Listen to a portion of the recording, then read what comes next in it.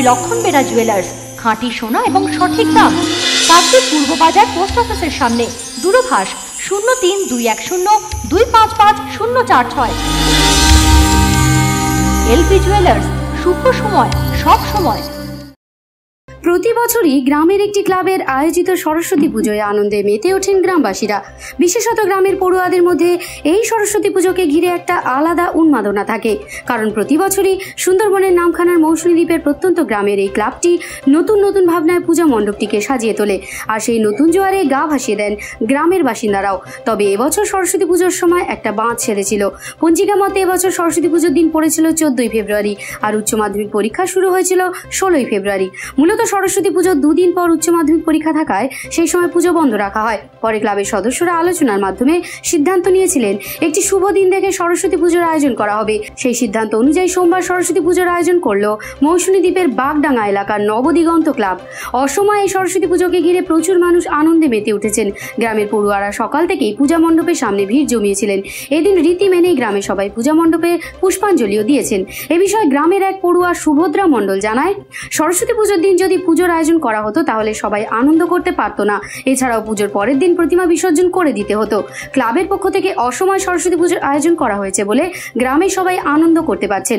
ক্লাবের এক সদস্য প্রলয় সামন্ত বলেন, প্রায় 10 বছর ধরে ক্লাবের পক্ষ থেকে সরস্বতী পুজোর আয়োজন করা হয়। গ্রামে প্রচুর মানুষ এই পুজোতে আনন্দে মেতে ওঠেন, কিন্তু এবছর সরস্বতী পুজোর দুদিন পর উচ্চ মাধ্যমিক পরীক্ষা থাকায় পুজো পিছিয়ে দেওয়ার সিদ্ধান্ত নেওয়া হয়। সেই সিদ্ধান্ত অনুযায়ী অকাল সরস্বতী পুজোর আয়োজন করা হয়েছে। তিনি আরো বলেন, গ্রামের 1001 জন মহিলা একত্রিত হয়ে 1001টি প্রদীপ জ্বালিয়ে পুজোর উদ্বোধন করেন। এবছর পুজোর থিম করা হয়েছে সবুজ বাঁচাও।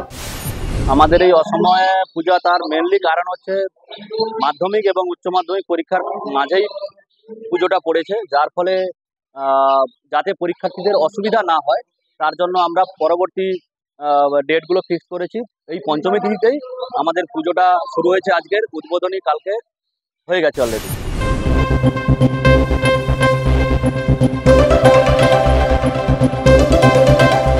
নামখানা থেকে রবীন্দ্রনাথ মণ্ডল ও শুভাশিস সর্দারের report, Bishwa Samachar. Kiranmoy steel furniture and bedding stores. আমাদের শোরুমে অত্যাধুনিক ডিজাইনের বিভিন্ন মডেলের বিভিন্ন কোম্পানির স্টিল আলমারি, সোফা, চেয়ার, টেবিল ও বিভিন্ন আসবাবপত্র এবং বেডিং এর সমস্ত দ্রব্য পাওয়া যায়। যোগাযোগের ঠিকানা কাকদ্বীপ, রথতলা, দক্ষিণ 24 পরগনা। Mobile number 8637565633। জয়নগরে এই প্রথম সরকার দ্বারা অনুমোদিত 100 শয্যা বিশিষ্ট নার্সিংহোম স্পন্দন মেটার্নিটি অ্যান্ড নার্সিং হোম।